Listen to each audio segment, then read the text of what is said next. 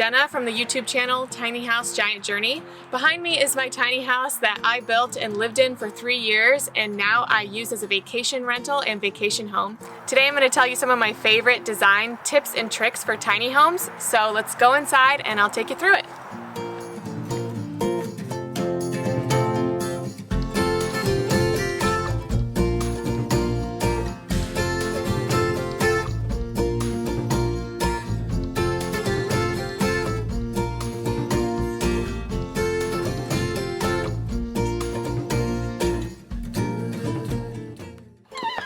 So welcome to the inside of my tiny house. This is a whopping 165 square feet, so I'm going to take you through some of my favorite design and decor ideas that helped me save space and make it feel a lot bigger than it actually is. So starting here, I'm going to show you how I've made this really tiny space into 3 different rooms: a living room, a dining room, and a spare bedroom. So right now it's in the living room configuration. You can basically sit 2 people here, maybe 4 if you're using these tiny ottomans. Now I'm going to show you the dining room configuration, which includes this fold down table. So I made this table myself. It's a chalkboard on one side, so multi-purpose, and it can seat 4 people if you put the ottomans into the space across from the couch. So just like that. It's like a bistro table, small, but hey, it's a tiny house. Everything has to be kind of small. When you're done, you just fold it back up against the wall. If I happen to have a guest over, this is my guest bed, so my spare bedroom.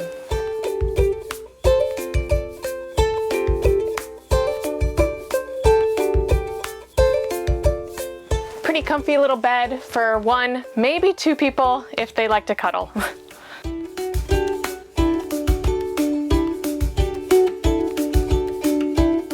We watch movies here, so I have a projector and a projection screen, which is another great space saver and helps me get a really big TV in a small space. And another bonus is that I can actually put this projector on a tripod and bring the screen outside and do outdoor movie night, which has been really helpful during the pandemic. And also if I just have a ton of friends over, more than I have seating for, we can do outdoor movie night in the summer.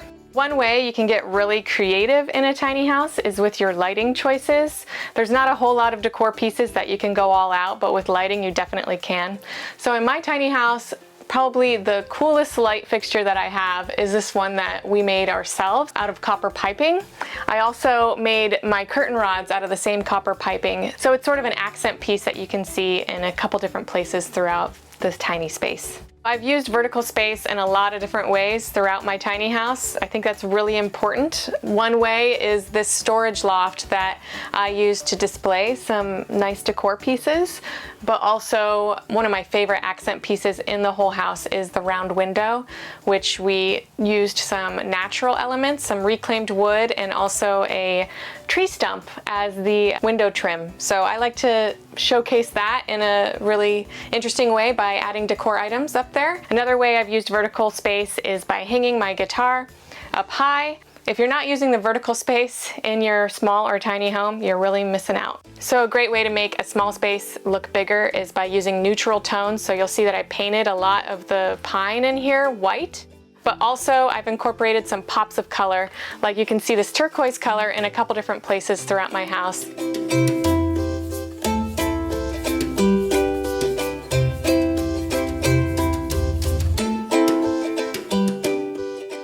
Patterns are really important to incorporate into a small space as well, but you know, you want to make sure you don't overdo it.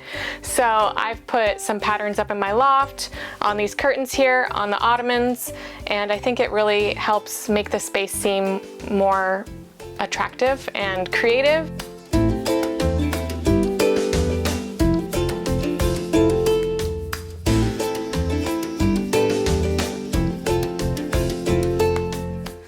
So one of the most expensive things in my tiny house is my tiny wood stove. I chose to do a smaller wood stove that was stainless steel for multiple reasons.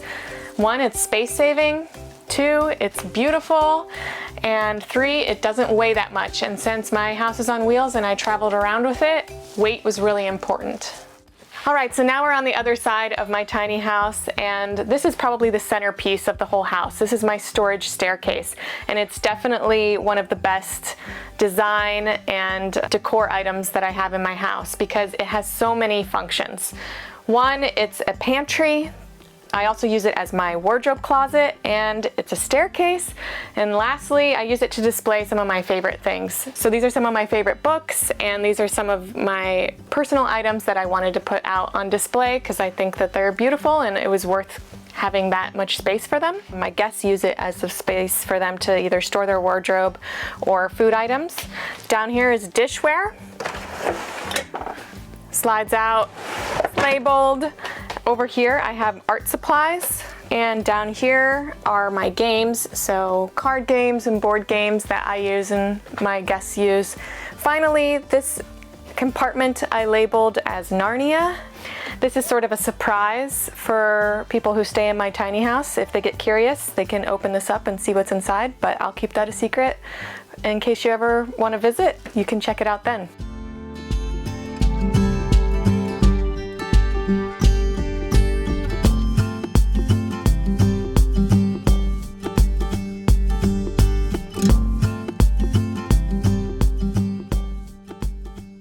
So welcome to my bedroom. It's a lofted bedroom, which obviously saves a lot of space in the 165 square feet. I have enough space here for a queen size bed and enough headroom that I can sit up while I'm in bed.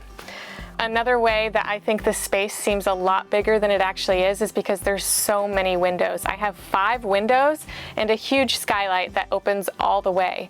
And the skylight was really important for me because it not only brings in a lot of light, but I can see the stars at night, and because it opens all the way, it acts as an emergency exit.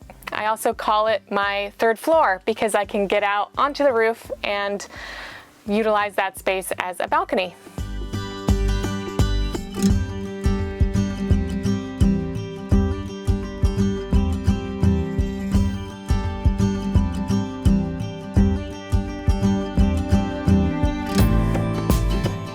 So now we're in my tiny kitchen. I decided to lay it out as a galley style so I could really utilize all the space. And I've actually used all of the vertical space that I have underneath my loft. So I put my pots and pans up here. Over on the other side is where I hang my knives, and I put up some copper bowls that I think are actually really pretty and look nice on the wall. On this side of my kitchen, I have a small sink and a cupboard for more storage. Here I have a couple compact appliances, such as a 3-burner stove instead of a 4-burner stove that you see in a traditional house, and a mini fridge freezer. I decided not to go with an oven because I just didn't want to allocate the space for it. So instead I cook pretty much everything on the stove, or I cook outside on the fire, and it works for me. So in the very back of my tiny house is my tiny bathroom. Just has a shower and a toilet. We use the sink here for both kitchen and for bathroom sink because it's a tiny house. Why would you need 2 sinks is how I think of it anyway. But probably the best space saver that anyone can do for their bathroom is to either install a pocket door, sliding door, or an accordion door. I chose an accordion door simply because it's easier. I just put magnets at the top and bottom so it easily clicks into place. So I don't have to install a door jamb or any complicated system. And I found this at a garage sale for like $5. So it's old, it looks antique to me. I think it complements the space nicely.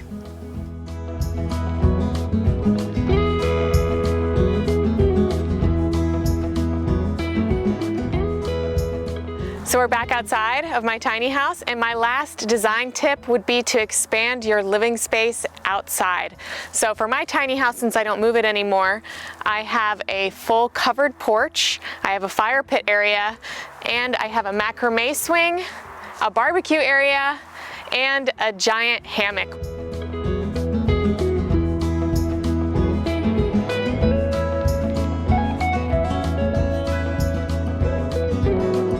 You can find these tiny house tips and tricks along with plenty of others in the blog post below from Extra Space Storage. Extra Space Storage is the 2nd largest provider of self-storage space in the United States. They have over 1,900 properties conveniently located around the country, including boat storage, RV storage, and business storage. I know it can be difficult to downsize when you're first trying to move into a tiny house, so it can be helpful to get a storage space, especially for those really cherished items.